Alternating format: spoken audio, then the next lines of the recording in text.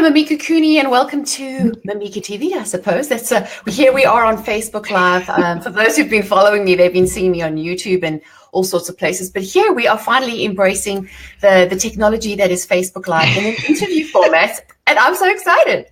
Well, I'm going to welcome my guest. We have Dory Staley on the show with us today, and I'm super excited to chat to Dory. Because to give you a bit of a backstory, about a month ago, I posted on Facebook that I had got tired of the story of my child struggling at school and finally pulled him out of public school. He's in high school. And this whole journey has been quite an eye-opener in terms of trying to find the best solution as an entrepreneurial parent. You know, when you've got a lot on your plate and you're trying to juggle a few things, your kids and your family come first. And I realized along the process that not everything works for every child. And I'm so glad to be able to chat to Dory. And let me read you her bio. And this is the reason why you're going to want to stick around, because today we're going to talk about the secrets to unlocking ADHD gifts. So Dory Staley is a mentor, inspirational speaker, best-selling author, percussionist, and therapeutic drumming facilitator. Her passion is helping people get unstuck, find their joy, and rock the next stage of their lives. She's a former educational consultant and homeschooling parent who developed special techniques for creative right brain learners. Dory is also the author of groundbreaking study known as the Gifted ADHD Connection, and she homeschooled her own kids and kept hundreds of students off of stimulants with her creative program. She attended a graduate program for gifted education at the University of Northern Colorado and has done postgrad work in gifted education and psychology.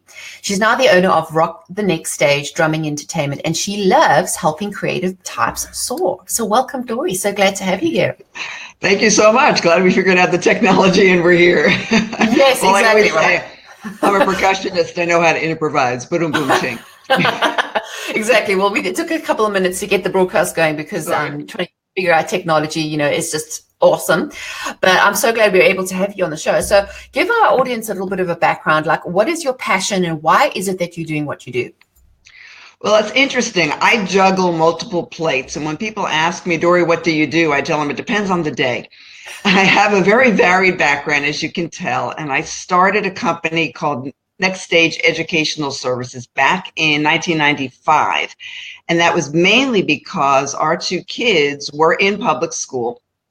And even though they were very bright and very creative, they hated school. And it wasn't working for them, and the teachers didn't get it, and they were trying different things. And the kids just said, look, Mom, we are really bored and we just want to leave. And I thought, what? That wasn't in the game plan. I was in the graduate program of Gifted Ed at the time. The game plan was I was going to graduate and start working for a private school in Colorado. There were a lot of schools for gifted, talented, and creative kids, GTC as we called it back then. And so that was what I thought we would do. I had no idea that the kids would want to leave like right in the middle of all this. So what happened was the schools were recommending Ritalin. Again, this is 1995. It wasn't called ADHD back then. It was called ADD, Attention Deficit Disorder.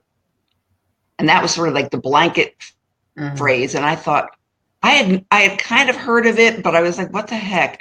And when they described the symptoms and they showed me the checklist, I said, anybody can have these symptoms at any given time, especially boys, because they tend to be pretty hyper. So, having had our daughter first and then our son 3 years later, we could see there is a difference in the energy level for sure. And as far as our daughter, she was very creative and she would check out a lot because that's how creatives think. Mm-hmm. And the teachers would have exercises, and the whole program or whole educational system is structured for left brain learners who are sequential, step by step. You finish one thing, you go to the next. You hit one level, you go to the next. That's not how creative right brain learners think. We think in pictures. First of all, so when the teachers would say, oh, write a story and then draw the pictures. No, the story came from the pictures in our head. So we've got to do the pictures first. So the teachers didn't get that. I found myself training teachers even before I entered the grad program. And the kids just said, look, Mom, why don't you just homeschool us? And I thought, oh, gosh. I thought, yeah, I might need to have my head examined because. How old were your kids? How old were they at the time? Were they 6 and 9? 6 and 9. 6 and 9, asking you to homeschool. Yes. Wow, that is early. Yes, they were. I did not realize how advanced they were because I thought all kids can do this stuff. All kids can write 10-chapter stories in second grade, complete with a prologue and epilogue, semicolons, and perfect grammar, with really, really descriptive scenery and things like that, visual scenes. I thought every kid can do that until I started volunteering as a tutor in the schools. And I thought, oh, Houston, we have a problem. That's when I exactly realized. The line I used as well. So wow. You're like, okay, this isn't what to work. Right. And the schools, again, this is back in Boulder, Colorado, where everyone is gifted. It's like Lake Wobegon.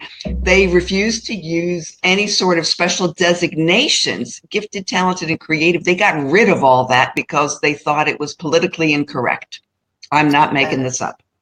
You're not allowed to have those acronyms because that signifies that these students are better than the other students. I said, no, that doesn't mean better. That means different.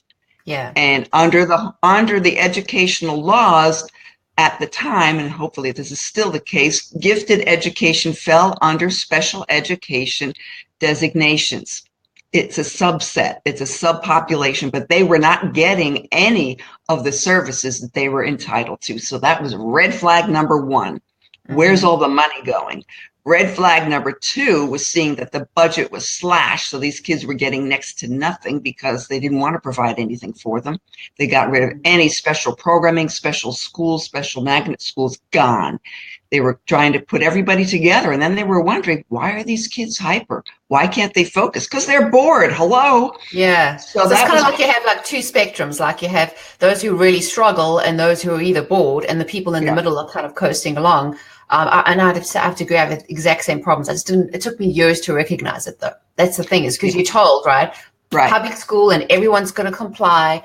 And if you don't fit the mold, there's something wrong with you. And I have to say, I don't like labels. Part of my story is fighting the teachers on the fact that they kept trying to label my son as ADHD when he's nothing wrong with him. He's just gifted in different areas. And that's why I'm excited for us for this conversation. This isn't to say, and let me just say a disclaimer to everybody listening. Yes, I'm not dissing anybody in the medical or educational sphere saying that ADHD and all that thing is wrong. We're just saying we want to look at it from a different perspective, because I don't necessarily believe labeling kids and making these kids think they have a problem is really going to be the solution. Yes, and my disclaimer is all of what I'm going to say today came from my personal experience and my 20 years of research, because I wanted to know what's behind the label. Everyone was throwing acronyms out there, like you said, ADHD, LD for learning. They called it learning disabled, not learning differences. ODD, oppositional defiance disorder. Yeah, like what is that? I had to joke. I come from a long line of creatives and musicians. We're all a little odd, but a lot of people don't appreciate that one. And this is not to say that the symptoms don't exist, because they do. I have them. I battle with this every day. I just don't like the label, because in my opinion, if you're saying, it's a deficit or a disorder, that signifies that we're broken and defective. It sounds negative to me personally. I know. And even for the kids as well. I mean, if you speak to them, they feel like what's wrong with me? Why? Even the fact that's called a disorder against what? What is the standard, and why all of a sudden are we being told, like the same thing as you? I mean, I grew up in the 70s and 80s in South Africa, which didn't really know what this all about, completely bored. And again, this is also me talking from my own personal experience in this whole journey, is that I was so bored at school. I was like watching paint dry. Schooling to me felt like prison. It was frustrating. I felt because I was different, people didn't understand me, which meant that I got teased and bullied a lot because they couldn't quite figure it out. Teachers thought I had an attitude problem, where really I wanted to ask questions that they didn't want me to ask. And I've realized as I've become an adult, I've had to learn to adapt my way of learning. And I like to learn. I'm not like you. I'm a multi-passionate creative. I can't put myself in a box. And yet, we figure out, wow, nowadays with the knowledge we have, we're putting our kids through the same. I made the mistake of allowing what the teachers were saying and making me feel like I was a problem, or my child was the problem, when I don't necessarily think that's it. So what would you say in terms of what you've learned now. So we're talking about the labels, right? Right. So, in fairness, having volunteered in the schools, I've also worked in the schools as a, believe it or not, Spanish teacher, a very creative program, as you might have guessed, with puppets and music. And I wrote my own stories, and I had, special creative activities. That's how I got recruited by our kids, because they said, well, Mom, you already know how to do this, and this is how we want to learn. This is what we want to learn. And I thought, and our son said, so when would we learn this stuff in school? Again, he was in kindergarten. I looked at his list. I said, 7th grade. He said, I don't want to wait that long. So that's what we started experimenting with. And I knew for a fact back then, and it's even worse now, especially in North Carolina, the teachers can only do so much. They have huge classrooms. They don't always have aides. They haven't received, in most cases, if not all, they have not received specialized training in what giftedness is. Nobody even knows what that term is. It actually is a complex phenomenon that encompasses high levels of creativity, IQ, what they call asynchronous development. It's uneven development. And they just also have different physiological differences too, I noticed. So it's a whole package deal. It's not just a kid who gets good grades. Here in North Carolina, they label them, what's the program? AG, academically gifted. I hate to break this to you folks. There's no such thing as academically gifted. That just means you're smart and you get good grades. Those are the kids who get that designation. The gifted and even she would say, like, when we say gifted, I mean, again, according to the standardized test, don't even get me started on the SATs in high school. My daughter went through that. My son is having to go through that. But again, gifted in terms of, because the kids can do well in school and memorize facts, and however the public school system, because again, it's a standardized system, right? For public school to function and for teachers to be able to teach within their constrictions, all the kids have to be on the same path, going at the same level. And everybody knows we don't learn that way as babies. I mean, it's like, I'm not surprised, like my son as well. He took his sweet time to walk. He took his time to talk. Didn't mean there's anything wrong with him. He just developed at a different pace. So I think that's the same thing. And schools aren't prepared for that. In fact, I have a lot of the teachers in the programs that I was in for education. They viewed the students as vessels to be filled. And I said, okay, well, how about this? I hate to throw a curveball at you, but what if students already knew things before they entered school? Our kids were already reading before they entered school.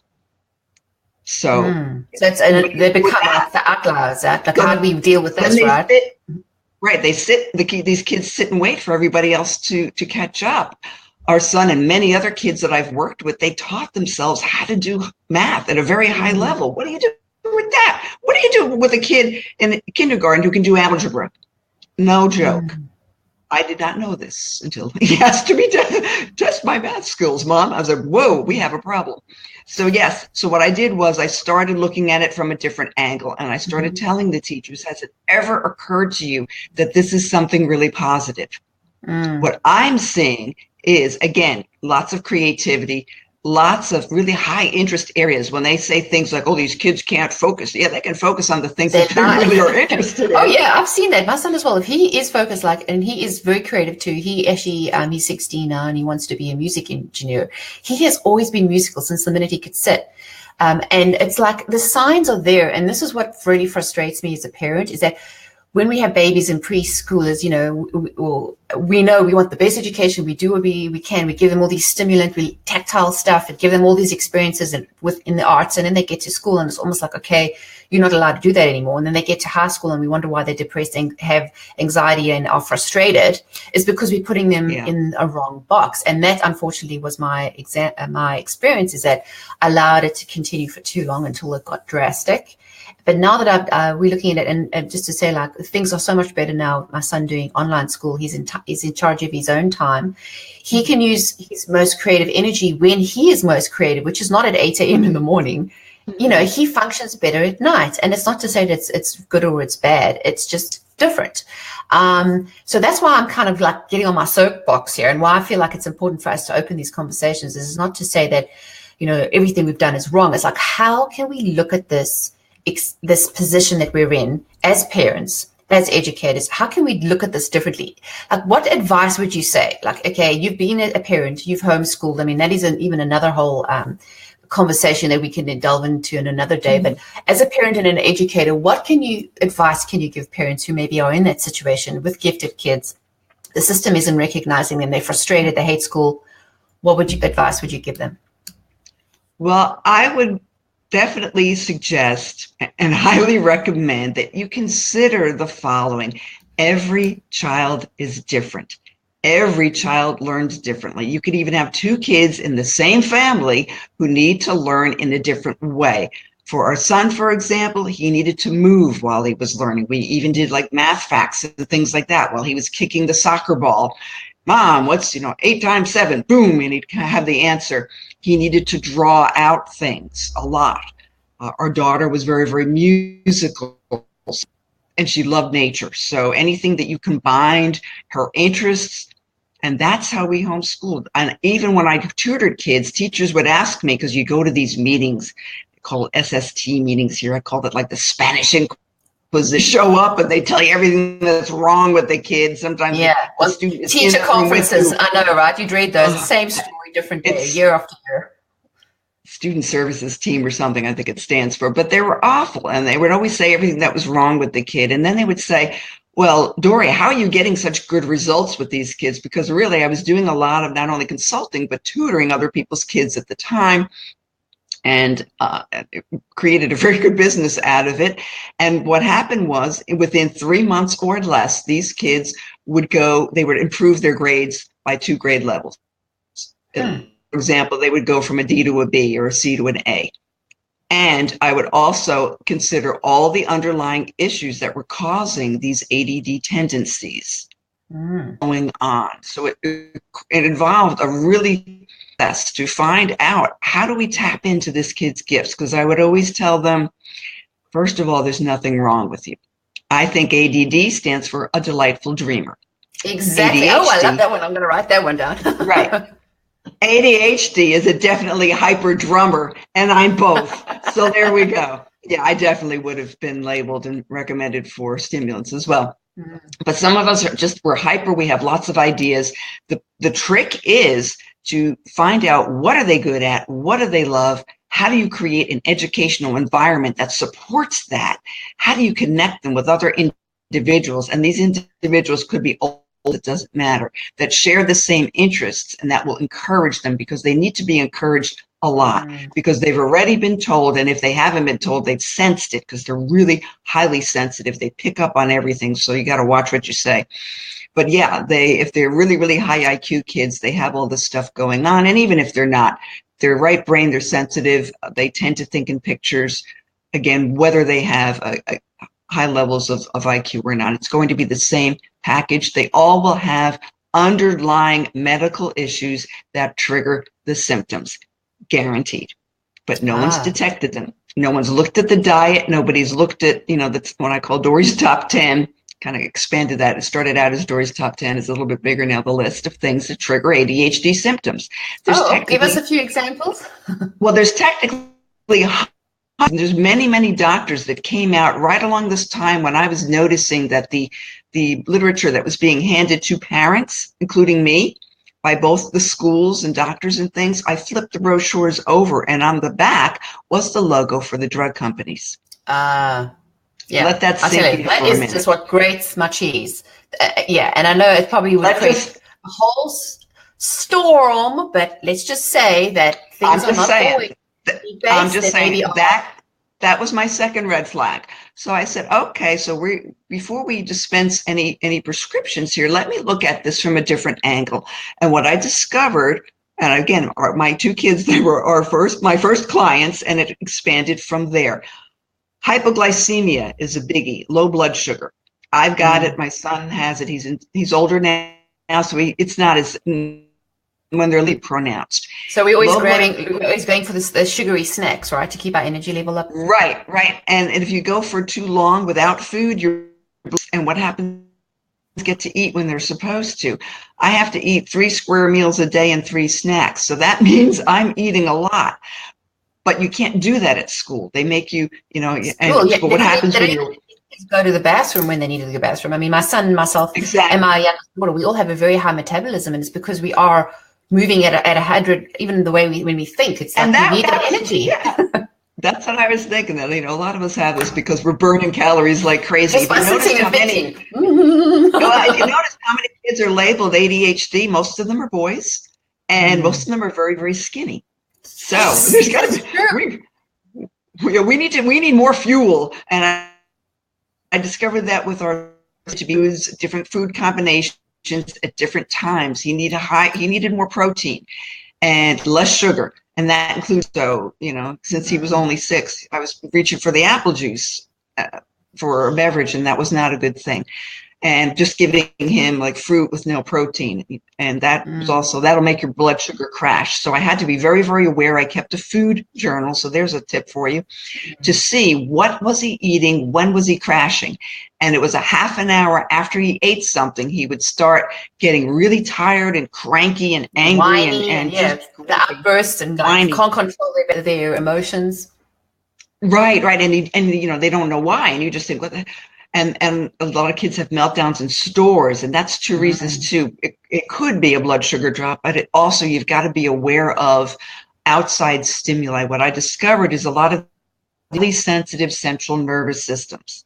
So that means clothing tags, sock seams, fluorescent lights that are buzzing, any sound, we will hear it, and it's magnified a lot. So it's really hard to concentrate when, bright shiny thing, because something is always vying for our attention. And it took a lot of work with some of these kids to teach them to not only improve their diets, because it wasn't just hypoglycemia. Some of them had food allergies that were undiagnosed, asthma. What do you call it? Environmental allergies. I mean, my son and I were diagnosed only, about 7 years ago, that we had celiac. And if I had known that as a child, it would have made my life so much easier. And for him as well, it's, same thing. Whenever the food would trigger him, allergies to, he's got better as he's got older, but you start to put the things together, and it first starts off as learning problem in school, and you think that's something that you're doing wrong as a parent, and maybe I hadn't disciplined them enough, and you start feeling bad about it. And you start making it. Right. You hear that a lot, where they parenting and poor parenting and this and that, and I'm thinking, let's look at everything else. So what was happening to our son in school is they were giving the kids treats. Again, this was kindergarten. So they were getting gummy bears and all kinds of stuff with red food dye. Food dye was one of his triggers, as I discovered, and was very, very common in a lot of the boys, especially as well. So we looked at all the food elements. We looked at when was he checking out, or even our daughter, where are you going? And she was just writing stories in her head. I thought she was spacing out, but no, she had the whole story in her head, and boom, the whole thing would come out. So when the teachers were doing one step at a time, that was her. I started with our kids, and people started coming to me because they heard about me. I was referred by the Gifted Development Center in Denver, because again, we lived outside of Denver at the time. And they said, there's this woman who's working with these creative kids. She's coming up with creative learning techniques. And that's when I said, you know what? You're taught left brain learning techniques. Here's mine. And it worked really, really well. I taught them different strategies so they could survive in the left brain world of school. But I'll throw in a caveat here. I did notice a difference. The kids that did the best, you will love this. Other people might be cringing out there. The ones who did the best, reduced their symptoms the most, and had steady academic performance are the ones who were homeschooled. Because they get given more time, right? And this is to say, it's not to say that it's a debate and that if you have your child in public school that you immediately have to. Because I know I speak to a lot of parents, a lot of them just don't feel led to homeschool their kids. Because if you can, it's great. You can spend more time and give your child more time to learn at their own pace and involve it, but not all parents can do that. So what would you say to advice for parents who perhaps don't want to totally pull them and change the school system? And that's a good question, because a lot of people say, I can't work, I'm a single parent. I can't homeschool, I'm a single parent, I have to work. And I said, well, I did create 2 businesses during homeschooling. It can be done, but I get that. It's not for everybody. So yes, I would go out and tour a lot of schools and make recommendations. And what I found is these kids need learning, and teachers, if anybody's listening, because teachers might be listening and cringing, I'm sorry, but hey, stick with me here, because you can do this in your classroom. Hands-on, creative, and challenging. Okay, so that means Montessori.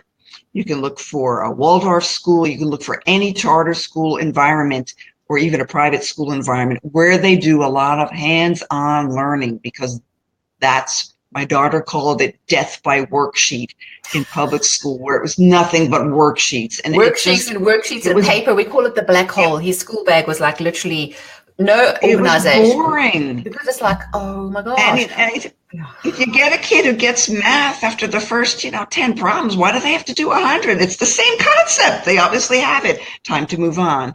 So what was really, really cool for us, and a lot of homeschoolers and even people in private and charter schools might be able to do this, we used mentors. And I was a mentor for different students, for different subjects. And that worked out really well if our kids had an interest in, my daughter had a study that she wanted to do on animal intelligence. She wanted to find out who's the smartest animal. And what she discovered is, and this is she's so ahead of her intelligence theory, she discovered that intelligence is measured by what you value. So if you value obedience, same thing with the kids, right? If they value and they see a value in learning something, like in boys particularly, my son found value in playing computer games because it was working at the pace and he got those dopamine feel-good factors. Because if he's going to school and he feels terrible and he's told he's something wrong with him all the time when there's actually nothing, and they want to do those things. Totally agree with that. It's like, I don't know, this conversation could go on for like 3 days. It's like so many topics.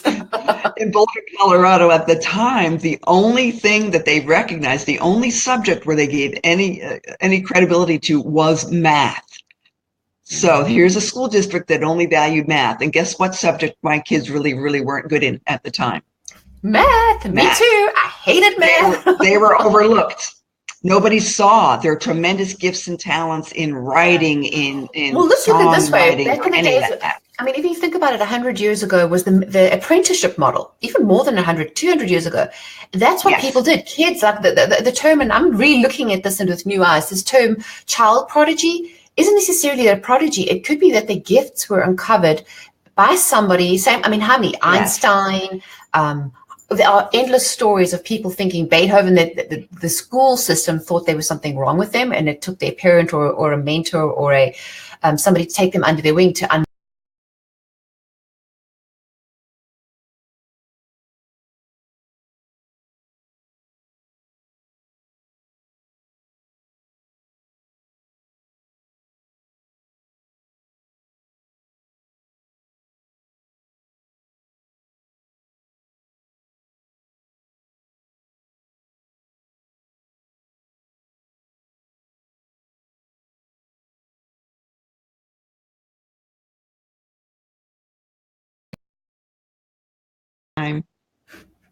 And we're back. There we go. There you go. I lost you there. Totally lost you. It's the internet connection. I could still hear and see you, but I think what's happening is Facebook Live is buffering because we've already been over 30 minutes, so the video gets a bit long. So we'll wrap it up really quickly. But before we go, let's leave. I mean, and definitely this is something we can have a conversation and sort of really unpack this even further. But for those parents and educationalists who are listening, what sort of takeaway tip could you give them? You say, what would you do? Like, for me, my tip was get your child tested or get to understand your child, should we say? And for me, I found doing a learning profile was useful. What would you advise? Well, it's interesting because a lot of parents, they go for all kinds of tests and they have all these diagnostic tools. But you know what the best tool is? Ask your kid. Even if they're as young as 5. Yes. I always did, and all the kids would always say, nobody asked me that. And this is what I would ask them. What do you need? What do you need? What's not? Oops, sorry, we've paused again there. I think we have some internet connectivity issues in a second. Let's see here. Dory, are you still there? I can still see everybody. I can hear her too. So if those who have just tuned in, we are talking to Dory Staley about the secrets to unlocking ADHD gifts. So we are definitely going to be coming to wrap up very shortly. So for those of you who are watching, please do click to subscribe and like this page so you can see more updates as we do more of these interviews. And for those of you who haven't got our goodies yet, go to mimikacooney.com, and I've got some downloads, inspirational. I have a purpose planner and some inspirational digital art that you can use on your own social media pages. That's mimikacooney.com. So let me just see here if Dory is still here. I'm not entirely sure what is going on here. Let's see, don't you just love technology? Are you there, Dory?